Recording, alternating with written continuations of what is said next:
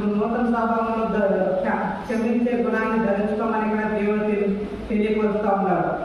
అందుకని మన నవీన స్వభావం ధరించుకోవాలంటే క్షమాపణ అనేది మనకి ఉండాలి.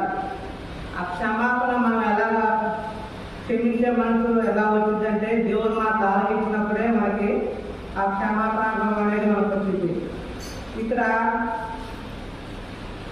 పరిశుద్ధాత్మని దుఃఖపరచకూడే అన్నాడు. ఇక్కడ చూస్తే ఈ మెయిన్గా దీన్ని చూస్తే ఎందుకంటే పరిశుద్ధాత్మని దుఃఖపరచకూడదు. పరిశుద్ధాత్మని ఎందుకు వచ్చాడంటే దేవుని చేసిన గొప్ప కార్యాలు ఆయన మనకి తెలియపరుస్తూ ఏది మంచి ఏది చెడు ఆయన మనల్ని నడిపించడానికి వచ్చాడు.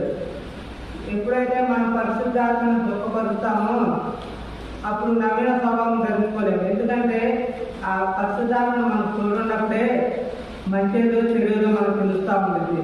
ఆ చెడుని విసర్జించి